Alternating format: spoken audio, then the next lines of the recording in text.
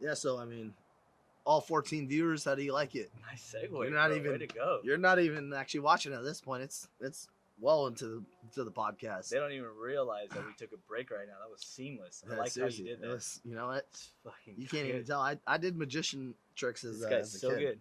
So yeah, I'm pretty well versed in all that. I didn't have a GoPro back when in the 90s. A GoPro. The Not GoPro a is the GoPro. The GoPro, the Pro Go. I don't know what you young kids call it nowadays. I like how you, speaking of young kids, this guy with the segues, he's great, dude. I'm gonna have you on as regular.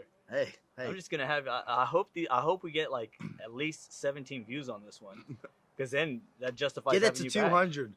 This is a personal record, not it's beef. 200. See, but what happens if he gets 200 by the time this airs? See, it's just we have to do final tally. You want to do final tally, or you want to do like by a certain date? We'll see. No, because I'm already lagged back, dude. I'm like on a backlog, so I mean that's not fair to you can't you can't tell me about sales with the iPhone 9 versus the iPhone X. I mean they're both release dates are different, bro. That's true. Release dates are a factor. What we could also look at attention span. What people that is true. What people actually sit there and watch. Hopefully they're watching now. I don't think. I mean, because if you go 10 minutes, you've won. That's all I'm looking for. If you average 10 minutes, I'm going, and that means right now we're not even being listened to. Yeah, no, I love it. We really digress from what I was even gonna say. You segued it perfectly, and then I totally got away from it. But speaking of the kids nowadays, what is your thoughts on? I hate to say American culture because I don't even know if America has a culture, because like you were saying how diverse it is, because really if you break it down, American culture is really British culture brought to the United States. But I mean, you look at it now. I mean, you look at different sects of the country. Exactly. You got people that like this. You like. I mean, they have a blended of cultures. We'll start off by doing this. How would you define American culture? I mean, it's kind of hard. I mean, you want to talk about 21st century? You want to talk about 18th century? You want to talk about if you were to say like what is American, like that is so American. I would say obviously we're probably the most capitalistic. So money is like the biggest thing that people. Biggest motivator. It has the biggest impacts on people. I mean, you talk about crimes, white collar, blue collar crimes. It's all that. So you're gonna have people that try to steal, whether in a somewhat legal format of white collar crime or blue collar. Just actually strong arm robbery, whatnot. But I don't know. I mean, American culture. I mean. Just like any culture, you got good things about it and you got bad things about it. And the good thing about it is, nowadays you have people that bring in other parts of the culture. Again, Southern California. What's the best thing about American culture, you think? Best thing about American culture is, I mean, obviously people want to come here because it's. Yeah, but why do anything is possible? But why do people want to come here? Because anything is possible. Like your hard work can take you places here. Like more than any other place, I believe. Like if you were a Joe Schmo or a Joe Kim Jong Un, whatever it may be, you know what I'm saying. So if you were whatever, you can if you put your hard work into it, you can become whatever you want. Mm-hmm. I mean, technically not whatever you want, but you can succeed and you can. But isn't that true necessarily by the general public of successful? But isn't that true of any capitalist country for the most part? Whenever that's the market, whenever it's based off of what you do, supply and demand, you can make something of yourself because if people demand it and you supply it, you're kind of you corner the market on it. Yeah, no, I mean, I think. So you think capitalism is a big definer or definition of American culture? Yeah, I mean, I would say we're probably one of the first ones to. I mean, we can have Mikey fact check, but I want to say we're one. What of was the bean paste called? By the way? At least first world country. We're Adzuki beans. Adzuki beans. And I've never heard that. Sounds Japanese. That's not Korean. It does kind of. Korean is gochujang. Gochujang. Mikey, is that gochujang in there? Thank you. But maybe that's the name of the bean. Maybe the bean is Japanese brought. Hey, Mikey, can you Google Cuban guy trying to tell the Korean guy how the Korean wording is? Can you Google that? Cuban guy telling Korean guy. Anyways, his own Mikey, what were you saying to Mikey? For him to Google? Capitalist. I was saying that I think America is probably one of the first ones to capitalize or be capitalism, and I guess in a modern world aspect, because I mean capitalism's always been everywhere. So you want But- to Google what countries are capitalist? The first country First country to be capitalist, yeah, or have capitalism as a economic yeah. structure. While he does that, so capitalism, that's part of. I think that's what I mean. Yeah, that's partly what defines us. I mean, you want to go. I mean, but culture's such a big thing. You want to talk sports? We have like pretty much most of the sports in the world in the U.S. Like we pick it up from other countries. You know, soccer's is the biggest sport in the world. We play soccer. Careful, bro. Cable's gonna be on the podcast one of these days. Cable, actually say Cable. it. I want you to fact check me. You can do all your research. No, like so you have soccer, biggest sport in the world. In America, arguably, yes. There's an element in America. You have LAFC, you have Galaxy, you have the Real Salt Lake. You have all of them. I don't know what the New York team is. I follow main American sports. But you do have that. I mean, you can go. Soccer is not a main American sport, is what you're saying? It's definitely not a top four. Not top four. Top four was football, baseball, not in that order. Football, baseball, basketball, and hockey. Top four sports. Really, you would consider hockey? A main American sport, even though it's definitely Canadian. Look at the viewership. Look at the NHL versus MLS. That's how I look at it. Is so the NHL versus the MLS. NHL has it beat by a mile in ratings and whatnot. You know what I mean? But you don't think another sport? I mean, you can make the argument that NASCAR is a sport, and that's pretty huge. That's where I don't pretty big. I don't agree with NASCAR being a sport. I do NASCAR almost every day on the 405 freeway. That's not a sport. They're skilled. They're skilled. I don't call chess players athletes. Skilled, not a sport. I don't call chess players athletes. I mean, I even put golfers into it because golfers at least are doing somewhat athletic moves. Like they're moving their body. So you would consider golfers athletes? I don't. Okay. I don't. Sport. I consider it a sport, but I don't consider most golfers an athlete. Like look at John Daly. No, that's fair. That's fair. Tiger Woods is an athlete. That's He's fair. the most athletic dude, probably. Not the most athletic, but he's one of the top athletes in the world. Like, look at his shape. Right. Look at how you know what I mean. The guy probably could play any sport if he wanted to. Let's be honest. I mean, he's physically he could able. transcend sports. John Daly, no, couldn't do basketball, couldn't do whatever. So yeah, I would consider golf to be somewhat of a sport. I consider it a sport because you're doing physical things to do things. Yes. Did we get the answer, Mikey?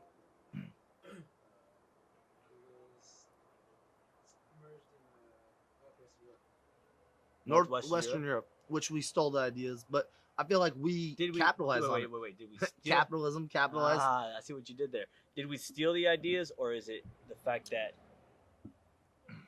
we just adopted the same ideologies? Oh yeah, I'm sure. I mean, but that's like free thought, though. I mean, no one has free thought. You ever talk to someone like you think Einstein just thought of the theory of relativity on his own? No, I mean like every thought is like.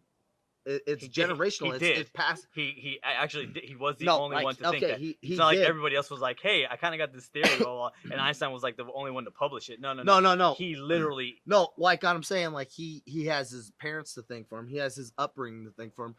Sir Isaac Newton is really who has to thank for it. Well, what I'm saying is, that's exactly. what got him. You don't have people that just come up and just all of a sudden, hey, let me just construct a helicopter, design. It's passed on generationally. Your mindset is here, and then it passes on. It goes to here, and then whatever. And then guess what?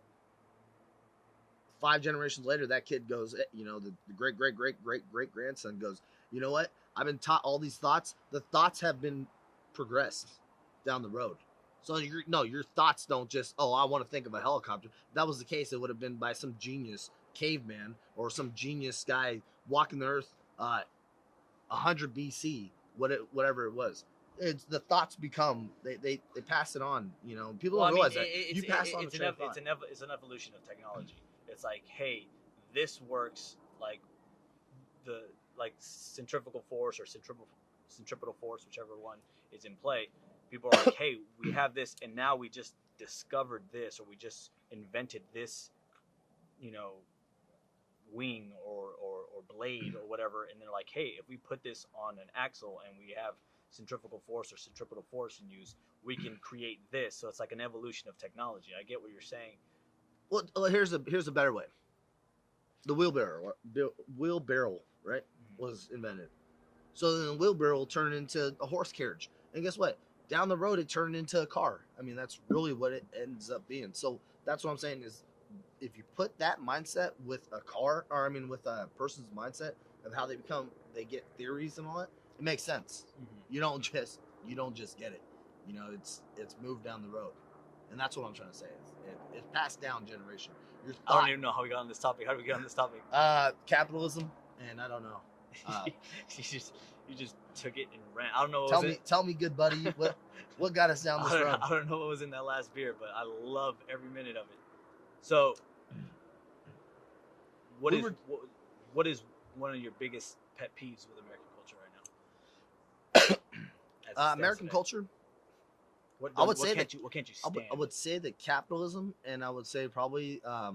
Wait, that's one of your pet peeves? No, not like capitalism. Like capitalism is good, like I said, but also it can be bad. Like people sometimes think they value things off of money. That's what I'm saying. They devalue. They value life sometimes in the form of money. They value people in the form of money. You know, what can this person help me with financially instead of just being a good person? And a lot of times too, being you know, and another thing about American culture, they take humility out of. Yeah, you take humanity out of it, and you start putting dollar signs on things. Right. Dollar signs is not a good thing always. Always, right. You know, sometimes everything in moderation. It's good. Yeah. What I say. Yeah. Well, I mean, you can take it too far, and that's why, you know, whatever it may be. But even I would also say probably like respect. Like American culture, you don't get many people nowadays saying like ma'am, sir, whatever. In other cultures, like, you know, Korean culture for sure, they have, you know, you say certain words for someone of respect. Mm-hmm. I feel like the respect factor in America is not always there. I'm not saying like maybe in subcultures it is. Why do you think that is? Again, I think it has to do with capitalism. It's, you know, you'll call someone a serf if they come in with a suit and they got money and they have capitalism? status. You think it's capitalism, or you think it's the fact that we have kind of have this domination based off of we carry a big stick and we go into other countries and we basically just devour other countries when it comes to like their cultures and stuff like that. We don't take into account their cultures and we inject them with our culture. So because we do that we've kind of diminished the amount of respect that we have for other people and other people's cultures. So we kind of lose that. We almost have a sense of entitlement. We start to just say like, well, we deserve this because we are who we are. What are you going to do about it? We're America. No, I don't consider that. I consider it in the sense of maybe there's multiple cultures. So people, in the past, I think we're getting better at it, but in the past, I think we've always like subgrouped people. Mm-hmm. You know, we put people in groups. Because, you know, like I see some people in certain cultures, you know, they'll show all the respect in the world to within their culture. You have cultures, you know, like people like sometimes in America we do label. So I mean, in a sense, you know, within your own subculture, you're gonna treat people differently than when you go outside of the culture. You know, whether it's animosity for like past issues or whatnot, you treat people differently. So I mean, honestly, like, you know, and it could be a thing that's why I think it is too. Sometimes sometimes you totally lost me, but I'm gonna try to get this back on track here. Okay, so you think that we've lost respect for one another because of the subdivisions and the subcultures that we have, where we kind of just segregate people into different areas, and that's why we don't have the same kind of level of respect or level of discipline that a lot of other cultures do when it comes to like, yes ma'am, no ma'am. Actually, you know what? I take that back. I take it back. Because honestly, if you ever go to the Midwest, whatnot, you go to the Midwest, I mean, like, I'm talking small town versus big town. Mm-hmm. You go small town versus big town, you get people that treat people differently. That's how it is. Small town people show the respect. Mm-hmm. Big town people, Southern California, you don't give two shits about someone. You can literally walk down the street and go, hey, fuck you, you know? Mm-hmm. It's like, if I were to walk down the street and be like, hey, how you doing today? Most people would probably think I'm crazy. I do it in a small town, and that's just not even in America. That's in most small towns across the world, you can go and Buenos tardes, Buenos dias, whatever. You say hello, Bro, whatever. I'm only saying that because when I went to Mexico, that's what happened. I was in a small town of 500 people, and I was saying, hey, well, I mean, Buenos tardes. But people were saying that to me first, and then I picked up on it, and I got the whole treat them. You start treating them. When in Rome, do as the Romans do, kind of thing. Well, but there's a reason behind it, though. There's a reason behind it, because what do you think that reason is? Because these are towns that they depend on each other a lot more than here. I don't care about my neighbor. I don't care about someone five blocks down the road from me. I mean, realistically, I mean, they will not do something for me. You know what I mean? Like in a small town of 500 people, if I don't have food, they will make me a plate of food, because they can. Both I and them will know, hey, we rely on each other. Here, I can go to the grocery store. I don't need you for anything, really. And I hate to say it, not as in specifically me, but in the grand scheme of things. Well, I mean, I agree. I agree with you to a certain extent. And the reason I think it is because if you're in a town of 500 people and you do some shitty thing to fucking one person, those 500 people know right away. And not only do they know right away, they're like, okay, fuck Brentley because he just fucked over so-and-so. It puts you in check. So then you're like, yeah, people know you. People know every little thing you do. Whereas in New York, you pass 500 people walking from one block to the next block. You know what I mean? You're like, and exactly. You don't have any they don't have any holding of you. There's no responsibility or any type of. There's no tie to you. There's no tie to you at all. Yeah, I get that, and that's why I agree what you're saying. There's multiple reasons why, though. But because that was one of the things where I noticed about just Southern California culture and New York culture. Southern California, even though we don't go around saying, and I think it's just because we just tend to be kind of pompous as Southern California, like Hollywood and all that stuff. Yeah. We just kind of walk around like our shit doesn't. We're stink. A big deal. Yeah, we're a big deal. Exactly. Even when you go to like other small towns, people hear you're from LA. Oh my god, like, do you see movie stars? Do you see? And it's like I've had people ask me if I know Snoop Dogg. Yeah, exactly. You know what I mean? Just because you live in Long Beach or you live, near Long Beach or whatever. But what I noticed is that if I'd go take trips to New York and I'd sit there and I'd bump into people, because people are just like trying to get to where they don't have time to deal with stuff. And I was like, oh, I'm sorry. Oh, excuse me. And I said that like 30, 40 times in like 10 seconds. And I was like, I'm not going to keep doing this. Like, I'm just going to just keep walking. Like, but you come and you do that here, you bump into somebody and you just keep walking. People turn around like, hey dude, what's your problem? You know what I mean? Like, say excuse me, and you're like, oh, I'm sorry, I'm from New York. I don't say excuse me to people. Oh, then people think like, oh, New Yorkers are such assholes. It's not so much that they're assholes. It's just if you were to go around saying excuse me to everyone you bumped into in New York, you wouldn't go anywhere. You'd be standing in the same spot, just bumping into people. When in Rome. Yeah, when in Rome, you have to adapt. You have to adapt to the way things are. Like here, even though we don't go around necessarily saying like, oh, yes sir, yes ma'am. That's more of a Southern hospitality kind of thing. We do. If you go around, and you were like to smile at somebody or wave at somebody, they'd kind of give you that kind of like head nod or whatever. You get that that amount of respect, but not in the sense where like you would in New York. If you don't say hi to anybody in New York, you got your head down. You got somewhere to go. You're busy. You know what I'm saying? But if you go to like Long Island, it's a whole different culture. It's a whole different dynamic. Well, that's also the thing too is the pace of life. So there's multiple factors. Yeah. Different pace of life. So you have someone that's like New York. It moves, New York minute, blah blah blah. Blah blah blah. You go into a small rural town in the South, or in the Midwest or wherever, dude. Your day is long. Your day is long, and the people you meet, you're more genuine with people. I do think people are naturally, good people. So it's like, most people, not all, but so that's why you go, hey, I'm gonna acknowledge you, say hi, how you doing today, because I do genuinely care about you. Right. And there's a lot less people to worry about because, hey, I'm in a town of 500 people. I'm going to say, hey, how you doing?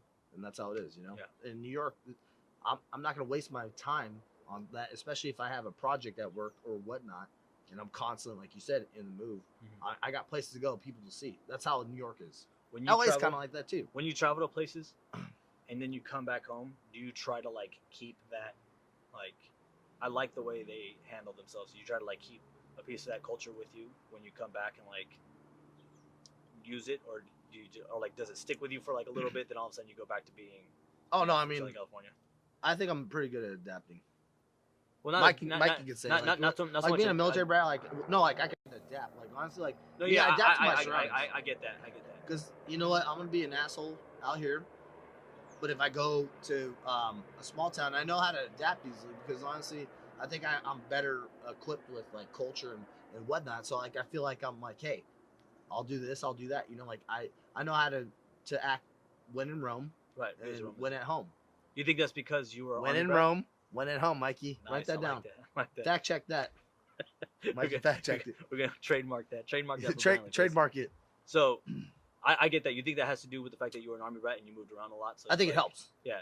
But again, that was one of the big things with me is that I moved around constantly. Like even if I stayed in the same city, we'd move to like a different school district. Yeah, you got to make new friends. So yeah, it's like I have to sit there and find things to assimilate. And I think now that's why when I go on trips and stuff like that, I find myself trying to assimilate to the culture. You know what I mean? And I feel like that gets better received than people that go and like, well, I'm not from here, so I'm in yeah, French. You never want to be the I'm in French. person. Yeah, I'm in French Polynesia. I'm not from here. I'm not going to try to speak French. It's like, no, you should try to speak French, because if you try to speak French, they acknowledge it and they kind of respect you for it. They're like, cool. They're trying to assimilate to the culture. They're making the effort. So this person at least cares enough to make that effort. Where I feel like that's another thing. That's the thing with American culture that I think we lack, is that we tend to think that the whole world needs to assimilate on the to big our man culture. on campus. You guys need, like, everywhere you go, people cater to Americans because we spend money. You know what I mean? Because of capitalism, we go and we spend money with people, and we like, and they need that trade, or that what is it, the tourism. That tourism is what keeps their tourism is big money. Yeah, it's big money for them. So it's like that sustains them as a country. So like they cater to us, and we've become accustomed to it and entitled to where we go places and we're just kind of like, oh yeah, no, well, you don't speak English? What the fuck? Like, what's going on? You know, yeah, it's kind of shitty. That's starting to change though, because the American dollar is getting off. But I mean, it is what it is though. I mean, you have. But I think that's encompassed the American culture to where places when you go, like there's places where you go where they don't tolerate that shit, like France. France is a place where you go, and if you don't like make the effort to like assimilate to their culture, they treat you like shit. They treat you like you're garbage. Well, you can look at several cultures. There's several cultures in the world that are historically known to be super proud of their being, and I'm not gonna cave into whatever right, to colonialism, whatnot. Yeah. And I mean, and again, it all depends on the culture, So you could say here, you could say there. It's like we don't depend. We can sustain ourselves. Like France is like, we make wine, we make food, we make all kinds of stuff. We have a rich culture in ourselves. But we don't need to cater to American culture in order for you to come spend money with us. You know what I mean? They have leather, they have design, they have fashion, they have so much stuff. They have a rich history. Yeah, they have a rich history. So like, we don't need to cater to Americans. Where other countries are like, oh, we kind of need to cater to Americans because that's what we need to sustain ourselves. We need their tourism. Look at a lot of countries that have had that mentality, and a lot of countries that had that mentality have gone to shit. A lot of countries have gone to them and I took Asian studies class, right? I'm not an expert, don't quote me on that. But so like China has been a doghouse, right? I mean, they've been on top dogs for a while. They were top dogs, so you have them. They thought, oh, we're the shit. But it came to a point where, Japan linked up with the Western nations, and they ended up basically being, they basically started dominating because they used Western technology. And guess what happened? China they lost like 4 or 5 ports before they realized, oh shit, dude, we need, we're not the baddest, we're not the highest society in the world. And that arrogance can kill you. It can kill a nation. It can kill a culture. And that's what happens. I mean, look at Egypt, look at China. I mean, look at Rome. You have a lot of these cultures that do that, and their downfall is their arrogance, and that's the thing. I mean, some people say that about us and as Americans. Yeah, we're at the end of our rope. Yeah. But like with France, that's how it is though too. Like you said, where they're arrogant, but it's like you look at it, it's like no, you're not really the top dog, but they have that arrogance because maybe Napoleon. I was gonna say Napoleon Dynamite. Napoleon Bonaparte. So you have all that, and that's what it is. I mean, you got to look at things how it is.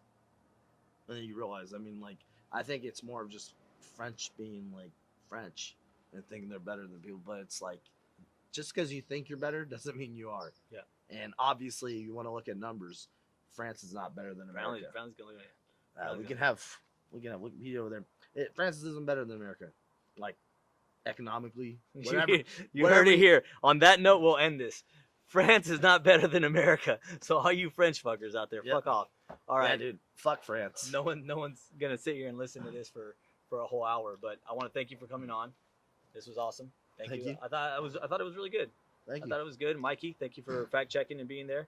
And yeah, Try my new it's my new energy drink. new energy. Gives you a lot of energy. Coors Light. Oh, is that what it is? Oh, dude. Mikey, did you switch my energy drink out? All right, I'll see you guys. Thank you for tuning in. This will probably be Let's throw out a shotgun with them. Cause. Shoots. Thank you guys for tuning in. This will probably be a two-parter because it was You like pretty long. sample, cuz? You like sample? You like sample? Small kind sample. They or call big me. kind? They call me Costco. Sample. Costco sample. All right, see you guys. Thank you guys for tuning in. Catch you later. Shoots.